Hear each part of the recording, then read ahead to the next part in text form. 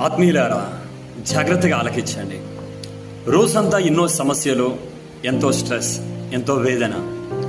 ఈ పరిస్థితులన్నిటికీ నెమ్మది దొరికే స్థలం ఏది? అది కేవలము దేవుని సన్నిధి.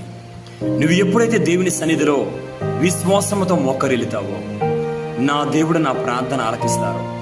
నాకు నెమ్మదినిచ్చే దేవుడు, నాకు ధైర్యమునిచ్చే దేవుడు, నాకు సహాయం చేసే దేవుడు అని విశ్వాసముతో ప్రార్థన చేస్తావో, నీ జీవితంలో నువ్వెంత స్ట్రెస్ అయితే ఎదుర్కొంటున్నావో ఆ స్ట్రెస్ నుంచి విడుదల పొందుకుంటావు, నెమ్మది పొందుకుంటావు, ధైర్యం పొందుకుంటావు. ఎందుకంటే విశ్వాసముతో దేవుని సన్నిధికి వెళ్ళువారు వారు నూతన శక్తి పొందుకుంటారు, నూతన బలము పొందుకుంటారు.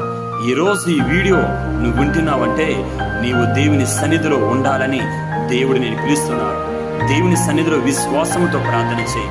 ఆత్మీయతలో క్షేమం కొరకు, ఆత్మీయతలో ఎదుగుదల కొరకు, ఆత్మీయతలో ఇంకనూ ఎటువంటి పరిస్థితులు వచ్చినా ఎదుర్కొని నిలవబడాలని, ధైర్యాన్ని ఇవ్వాలని విశ్వాసంతో ప్రార్థన చేయి.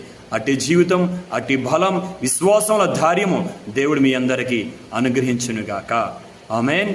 అందరికీ వందనాలు.